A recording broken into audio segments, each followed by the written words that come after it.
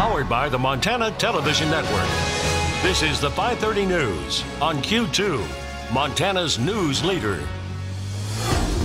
Good evening and thank you so much for joining us. I'm Samantha Sullivan. Jay and Janelle are off this evening. 10 crime scenes, 5 stolen vehicles, 3 of them at gunpoint, but miraculously no one injured after a major car chase in Billings last night. This is akin to a Hollywood action movie. Billings Police Chief Rich St. John describing the ordeal as 50 minutes of carnage. Innocent people robbed at gunpoint, some of whom were in their homes as the suspect made his way through the city.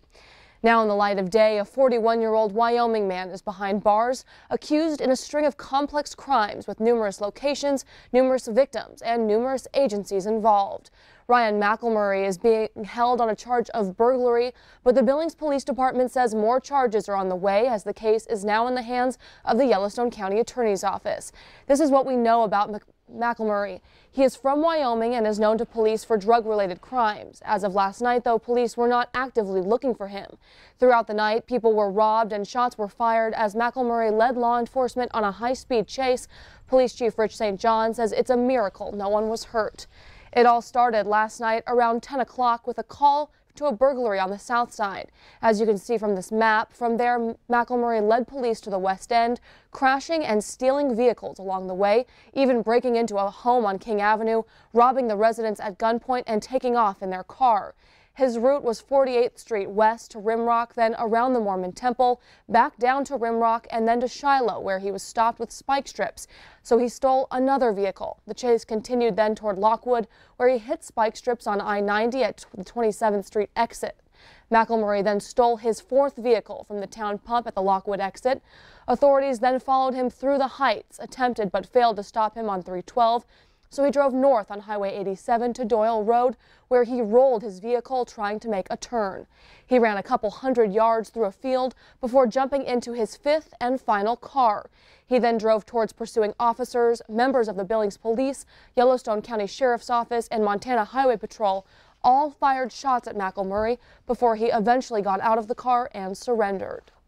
This was serious situation, and I'm so very happy but surprised that nobody got hurt, anybody involved in it, with the distances that were traveled, the speeds, and the time, not to mention gunfire. Now, as we mentioned, it all began at Performance Auto on Laurel Road, and it was all caught on the business's surveillance cameras. The owners got a call from police last night, then immediately looked at their cameras in the auto shop, watching as the suspects threw a rock through their window and then rummaged around. The suspect's initial run-in with police was also caught on those cameras. But the ironic thing, according to the business, is the suspect, presumably McElmurray, didn't take anything despite there being electronics and car keys inside the shop.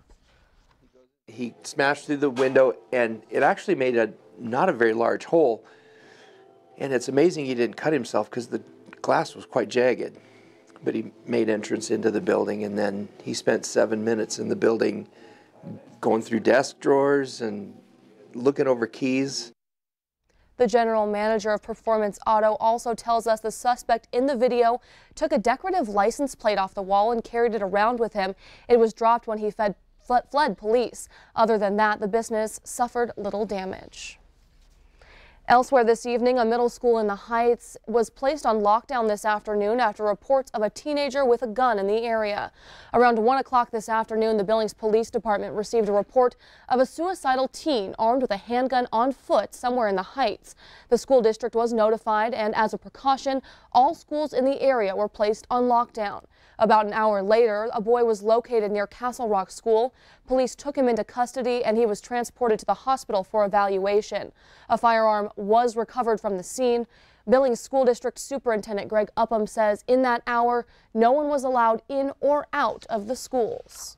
We use a robocall system where we have everyone in our system. We just put together a release that goes out on their via cell phone. We stay in contact with the police and they keep us updated, and as soon as the student is apprehended or if there's any other information that we need to share, then we do that. And in this case, about 45 minutes later, they had apprehended the student and taken him into custody and did what they needed to do. Police say they believe the male had no other intentions besides self-harm. Well, continuing our coverage tonight, last night a U.S. District Court judge ruled against a year-old decision putting the Yellowstone grizzly bear back on the endangered species list. But today, those in favor of the delisting and a proposed grizzly bear hunt in Wyoming are voicing their objections. This ruling reverses a decision made by the U.S. Fish and Wildlife Service last year, saying the Yellowstone grizzly had recovered enough to warrant a delisting.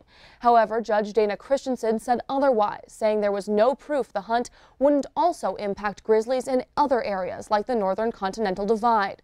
Wyoming Governor Matt Mead says he's disappointed in Christensen's ruling, saying it goes against the scientific evidence. He released this statement today, saying in part, the decision to return grizzly bears to the list of threatened and endangered species is further evidence that the ESA is not working as its drafters intended. He goes on to say Congress should modernize the ESA so we can celebrate successes and focus our efforts on species in need. And tonight at 10, we'll hear from Wyoming's congressional members who say the judge is putting emotion ahead of the facts. Turning now to campaign news, Election Day is just 6 weeks away. This week, MTN's chief political reporter Mike Dennison gives us an overview of how the race for Montana's lone U.S. House seat is shaping up, candidate by candidate. He starts this evening with incumbent Republican Greg Gianforte. Congressman Greg Gianforte won this seat in a special election just 16 months ago, promising to be a strong soldier for the policies of President Trump. He says that agenda has been good for Montana and that he'd like to keep it going. I think this election is it's an election between competing views. And do we stay with the President Trump's agenda that's gotten our economy going and creating more prosperity, or do we go back to the failed policies of this last administration that gave us anemic economic growth and poor results for a lot of Montanans? Gianforte says those top policy initiatives are the Republican tax cut bill of 2017, less regulation on business, boosting the military, and securing the border. We need to end this illegal immigration because it has a negative effect in our communities. It's bringing crime across the border. It's also bringing Mexican meth into Montana communities. Gianforte is being challenged by Democrat Kathleen Williams, a former state legislator from Bozeman, and Libertarian Eleanor Swanson, a Billings attorney. Gianforte and his wife Susan co-founded a software development firm in Bozeman in the mid-1990s, Right Now Technologies. It grew to an international company that employed more than 500 people in Bozeman and was sold to Oracle Corporation in 2012 for $1.8 billion. Gianforte usually touts his business background when talking about his qualifications for the job of congressman. We started our business in our home, created over 550 high-wage jobs, and then spent my career negotiating agreements with business leaders all over the world. That's the experience I'm bringing to Capitol Hill, and I think I'm showing results for the people of Montana. He also points to his work to reduce litigation on forest projects, designating a portion of East Rosebud Creek near Red Lodge as a wild and scenic river, and his chairmanship of an oversight panel on energy and the environment. Gianforte is the favorite to win this race, which hasn't attracted much national attention. But his Democratic challenger, Kathleen Williams, has already pulled one upset this year.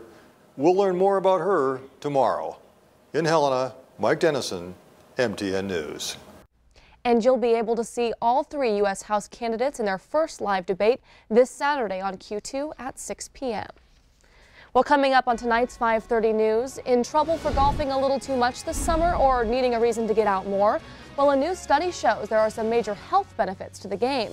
More on that after the break. And later in sports, meet our latest athlete of the week who's trying to bring Roundup back to the top of Class B. And coming up in weather, we're going to see rapidly changing weather conditions across Montana this week. Look for snow showers even as late as Thursday night through Friday morning. Measurable snow across much of the region. We'll have more of that coming your way in a few more minutes. You're watching MTN News with Jay Cohn and Janelle Slade. Storm Tracker weather with Bob McGuire. And sports with Scott Green. This is the 5:30 News on Q2, Montana's news leader.